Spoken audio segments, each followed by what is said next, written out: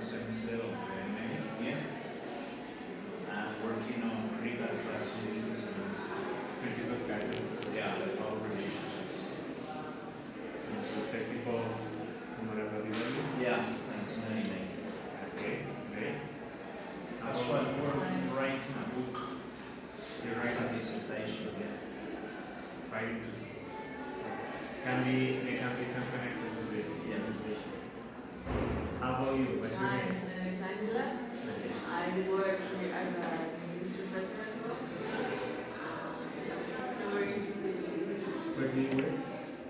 here at the UPTC. Okay. Nice to meet you. Are you? It's Jimmy. Jimmy? Jimmy. And we're here as well. An English teacher. Okay. Very good. Interesting. So, let's start right now. Time is gold. So, as I mentioned before, my name is Forero-Mondragón. I am a master's student, fourth semester student at Universidad. Actually, I am a candidate of the program of applied linguistics to TOEFL. And what I have brought today to present to you is the advances in my thesis, which is titled The Discourse of Standard English, a Mediator of Disciplinary Power in International Scholarships. So from this title we can see many things. Discourse on the one hand, we have disciplinary power on the other, and we have, well, maybe a question on what kind of international scholarships I'm talking about. I'm referring to a very located study which focuses on the scholarships offered by ISETEX and ISEC, which were actually 5 that they hand in hand developed during or from the year 2011 until 2014. Okay? The locus of enunciation from which I'm speaking today is as a language teacher, of course, as a beneficiary of incentives, and of course as a language learner. Okay? Well, let's begin with the problematization of this study. The problem here is that the requisite of certified English in the aforementioned scholarship seem to have like an active participation in a profiling process that starts occurring in school and hides economic, political, ideological, and deontic agendas. How did I get to that point? Well, basically, I followed 3 steps. In the first part, I wondered about what grants or scholarships were offered in the educational system and what were the requirements of some of them. I found, for example, Más Familias en Acción and Generación E as state-led initiatives that maybe you have heard of.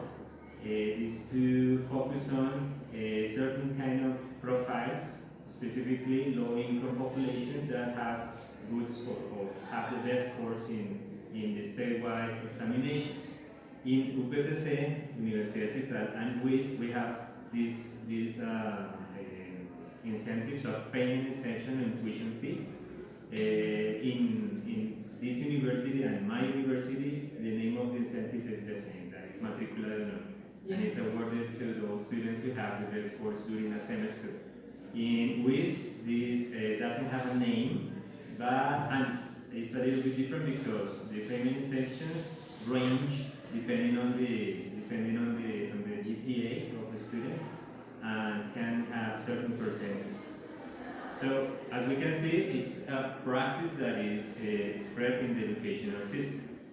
Then, I also wanted to explore ISETEX philosophy because I had heard that ISETEX is an organization or a state agency better that helps students acquire this kind of benefits. So I went to the law 1002 from 2005, which modifies the nature or purposes of ISETEX, and I developed a 3-part tracking. I did 3 searches. I'm going to depend on them in a moment.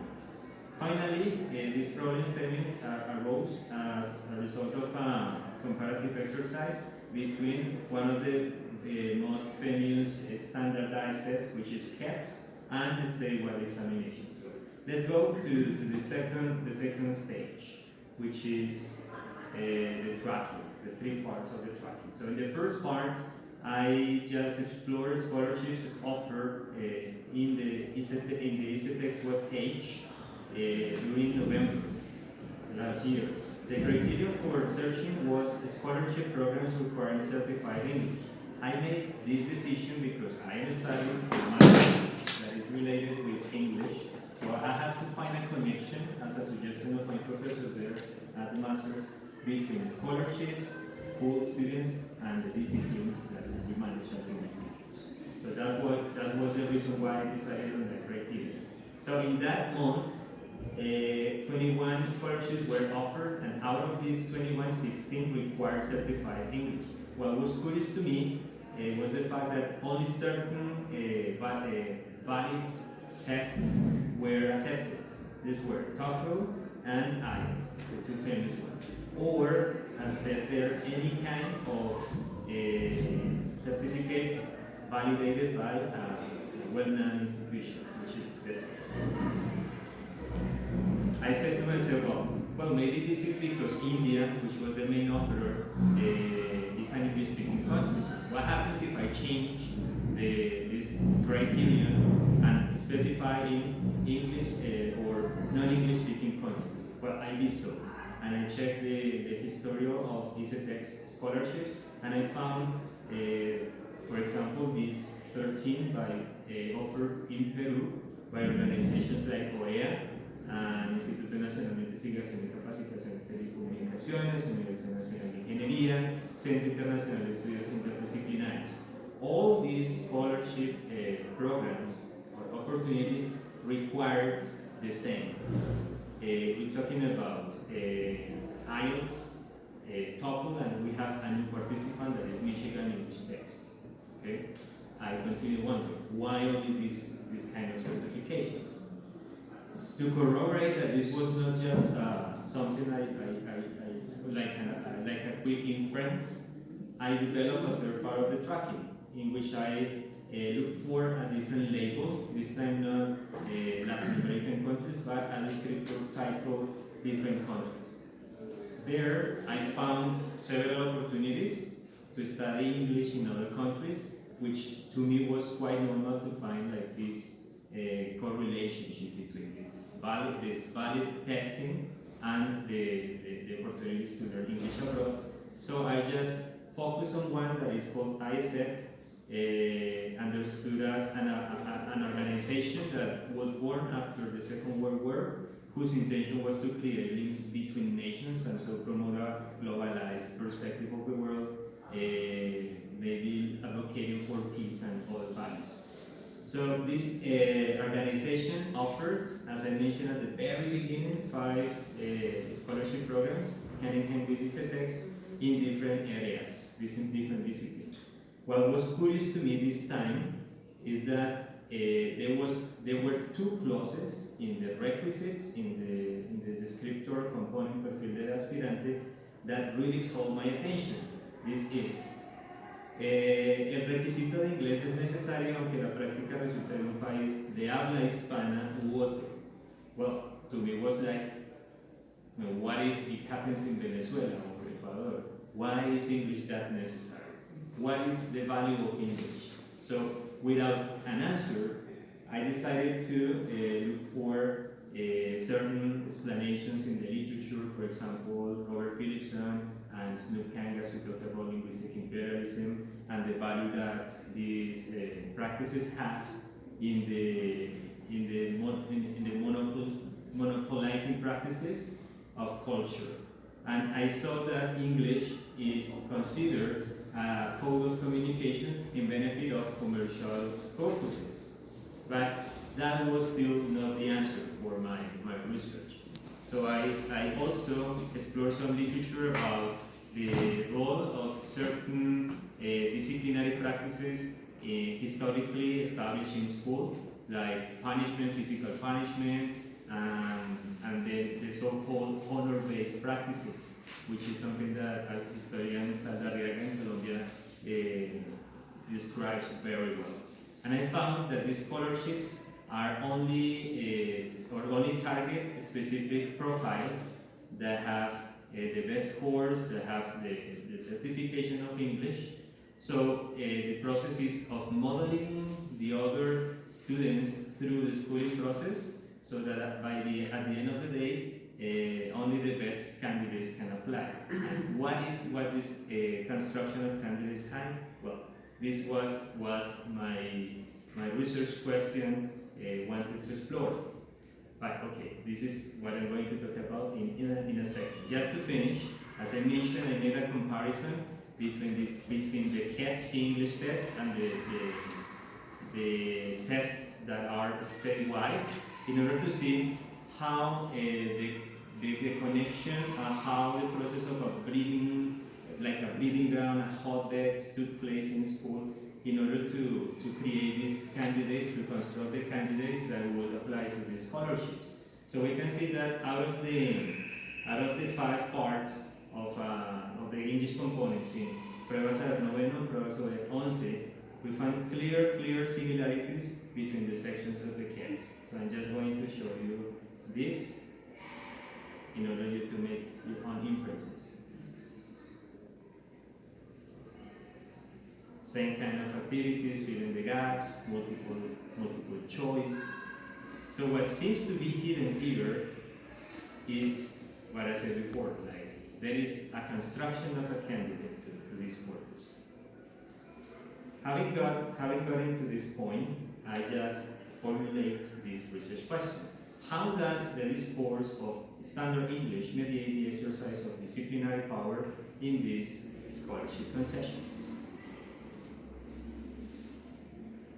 From this, I formulated a general objective, which is to shed light on how this discourse of standard English mediates the aforementioned disciplinary power. I said shed light because this is an interpretive perspective, which is situated and which has by no means the purpose of, or doesn't have, sorry, maybe, the purpose of establishing a truth. This is just a perspective from the inside, So from this general, I have established 3 specific objectives. The first of them is to describe the interpersonal relationships among the social actors involved in the clauses that state the requisite of certified English. The second objective is to interpret the linkage between this requisite and the discourse of standard English, or the discursive practices of this kind of English. And finally, to explain the discourse of standard English in relation to wider sociocultural practices of disciplinary kind, at school, but also beyond. These 3 specific objectives go hand in hand with the model proposed by Fairclough. Here I'm making an adaptation, but I preserve the 3 main stages. Text analysis refers to the use of a grammar approach to the clauses. I'm going to show you the clauses so you can make sense of this. The clauses that pose the requisite of standard English as mandatory. In the second stage, discursive practice interpretation, I aim to link other texts to these clauses in order to look for how the context of these clauses affected the text and vice versa. And finally, in the explanation, I am bringing up social theory, for example, the perspective of Foucault and Pierre Bourdieu on field, discipline, but also perspectives on discourse like Fairclough's and Foucault, as I mentioned before.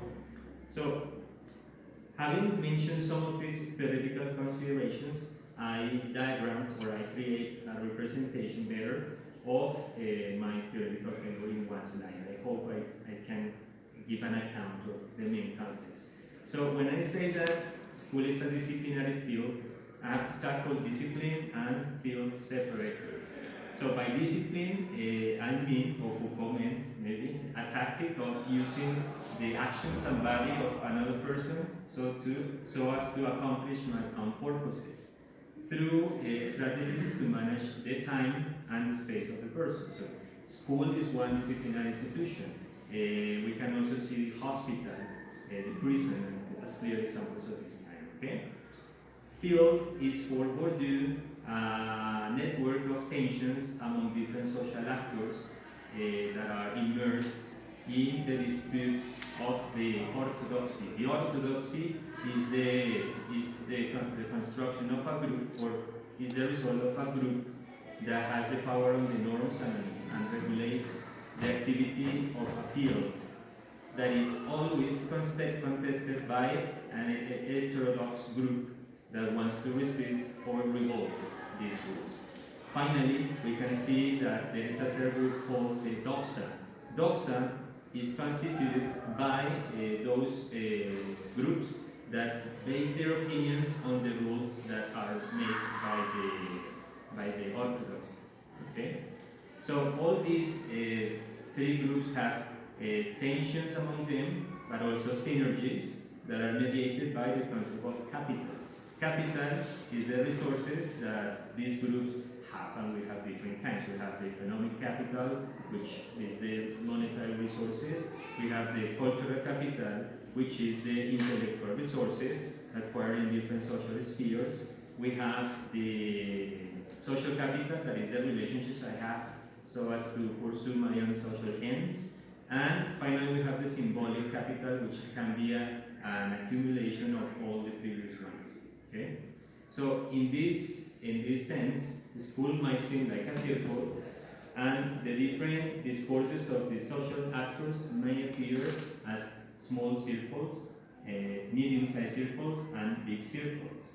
The big ones represent the orthodoxy, the medium-sized ones, the heterodoxy, and the little ones, the doxa. Okay? So we can see that this is circular because it's in constant movement. It's not static all the time. We are changing our perspectives depending on the circumstances we're immersed in. Okay? Immersed in this microfield of education, I locate the microfield of English language curriculum.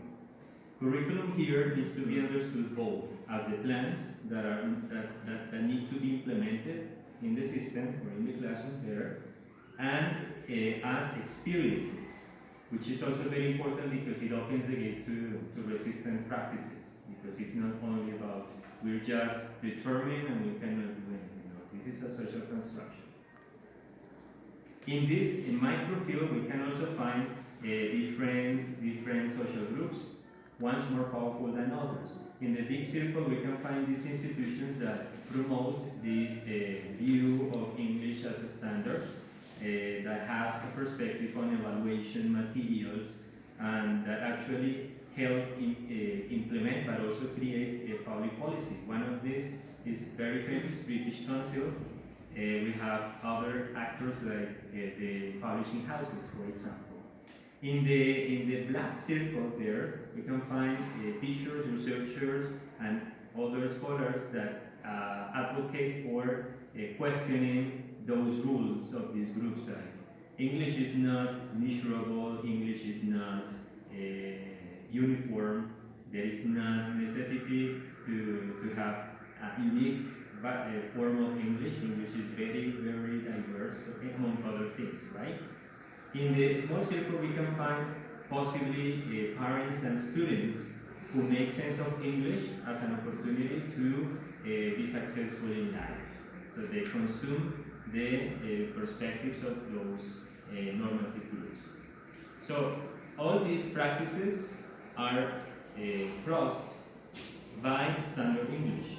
Standard English is a dialect that comprises certain lexemes of the language and that promotes prestige, that promotes uniformity in language, and also efficiency in language use. As standardization is a process that obeys certain patterns of the industrial societies. We have, for example, a standardized currency, that is the US dollar. We have a standardized units of measurement. That's why we have British, and that's why we have the American system, and so on and so forth. Okay? What the corollary of these interactions is, well, it results in constructing candidates for making the best profiles in order to achieve the purposes of other social actors that promote the ECTS and ISEC scholarships. So, this is maybe very, very abstract so far, so how can we ground it? Let's talk about the corpus of analysis. As I mentioned in the posing of the three specific objectives, I am using a model of description, interpretation, and explanation of the texts. In the descriptive stage, I want to look for the terms of reference, in other words, the profile that I need to have in order to apply to these scholarships in these 5 scholarship programs. I made a decision there, as all these programs or these components have the same requisites except the careers the scholarships are targeting. I just decided to focus on one at random, and I decided to focus on the first one. And I want, in this sense, to analyze through the perspective of systemic functional linguistics the theme ring of these clauses, transitivity, especially mood, modality, and person, in order to account for this interpersonal relationship of the actors embedded in the clauses. This is textual analysis. From that point, I continued to make intertextual relationships to texts that explicit or implicitly touch the point of discourse of standard English. And finally, as I said before, I wanted to make to bring up social theory to explain the inferences. So let's see briefly the results of the textual analysis stage. So this is basically what systemic functional linguistics means as contextual parameters. Context plays a very important role in the constitution of language practices and the other way around. We have 3 contextual parameters. Field, that is what of the language I'm using to communicate or to interact with the other. Tenor, that is how I'm interacting with that other in the communication. And mode is how I develop my utterance in terms of structure, development in general, so we can talk about theme and rhythm. Let's take a look at the analysis of theme and rhythm. This is the terms of reference of all the scholarships, except, well, the part that I mentioned, careers change. And I am focusing on the four components in this case, whose point of departure is el requisito de inglés. And the rhythm is the development of this point. So what is embedded in this requisite? So from this point, I made a decision. I just chose these 2 clauses, which are united by a conjunction, even if translation is mine, of course. So we can see here a relational process in the sense that there is existence, or existence is the main purpose of these 2 clauses. We can find here the requisite of English as the carrier of existence. A relational process is mandatory, is the attribute. Even if, and then we have another carrier, the practice, a relational process takes place, which can be assimilated to existence, and the attribute in speaking in a speaking Spanish country or another. So what does it entail? It entails that there is someone deciding that this requisite is mandatory. This someone is not visible here, still. We don't know. Textually, it's impossible to know at this moment. But we can account for how this person or this social actor, whose name is unknown still, interacts with the applicant. So we can see that in terms of mood, this is indicative, and this is a declarative. This is declarative mode in the sense that it is only making statements, there is no imperative. Modality, there is a formality and implicit obligation modality, particularly in the adjective mandatory. And person, there is a third person singular used, maybe to hidden the proper nouns that are behind these scholarships.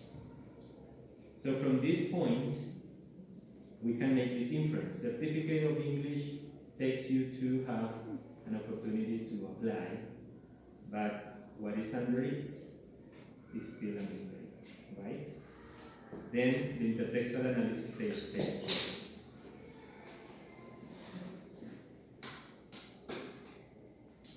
Conscious of the fact that English is taught based on certain guidelines, certain regulations in the Colombian education system, I look for some documents that establish the importance of learning the English the way it is learned and to teach it the way it is taught, right? I found that there have been several programs, for example, Programa Nacional de Bilingüismo, Programa Fortalecimiento de Lenguas Extranjeras, the Law 1651 from 2013, and the ongoing program that is Programa Nacional de Inglés. Okay? These programs and legal corpus are materialized through policies. 3 policies are the focus of analysis here. On the one hand, we have estándares básicos, competencias. On the second, we have basic learning rights of English, both from transition to 5th grade and from 6th to 11th grades. So the intertextual relationship is that all these 4 documents, or the documents that I mentioned before, hand in hand with the philosophy of ISEC and the philosophy of ISETEX, give birth or are clear materializations of the discourse of standard English. But why? I say why? Well, let's go one by one. I'm just going to show some experts that clearly depict what I'm talking about. So in the first case, analyzing the document Basic Standards of Competence, especially the question, why teach English in Colombia, there we can find a very clear manifestation of it. So could you please read it? It's okay. El contrato se caracteriza por la comunicación intercultural, por el creciente ritmo de los avances científicos y tecnológicos y por los procesos de internacionalización. Estas circunstancias plantean la necesidad de un idioma común que le permita a la sociedad internacional acceder a este nuevo mundo globalizado. Okay, so thank you very much. We can see there are very clear values required.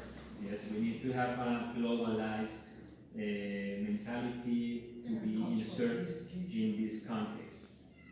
Who determined that? It's unknown yet.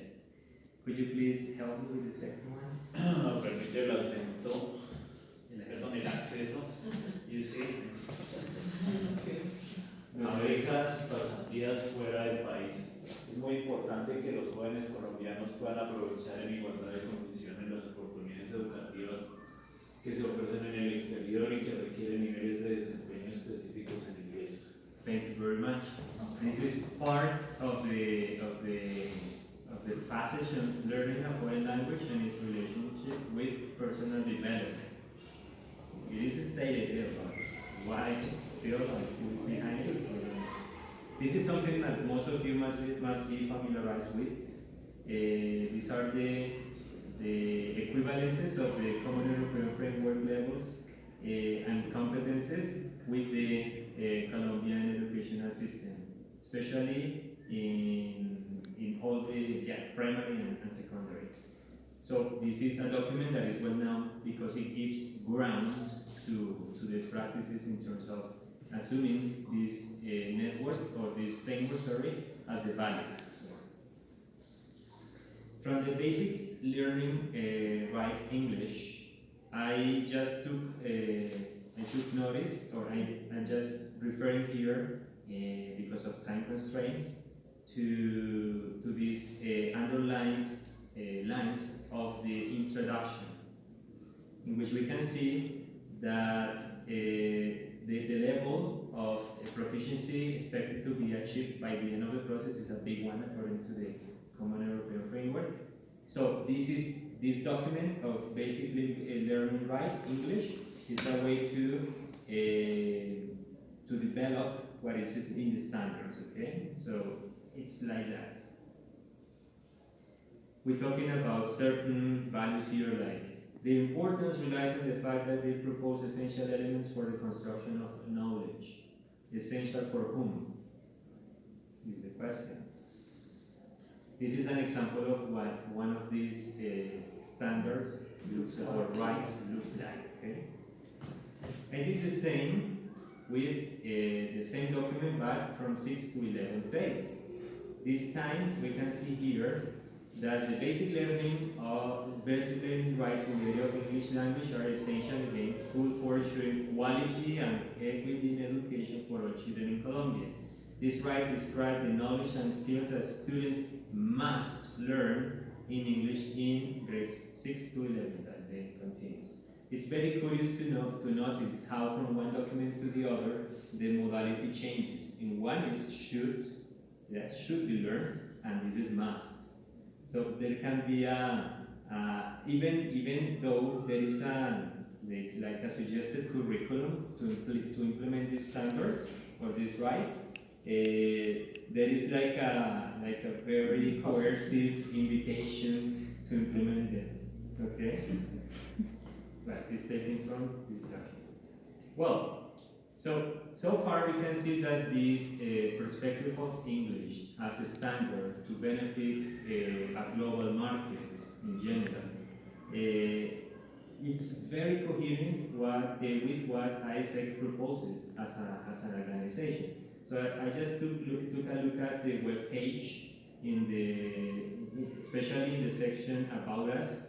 And here it's very, very clear to see how this is an organization that focuses on global topics, interculturality, leadership, and entrepreneurship, okay? So it's basically an organization that has as a purpose to be a platform for other companies. So this is what it accounts for.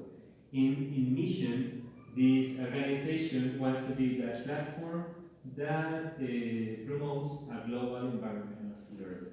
Okay. ISETEX at its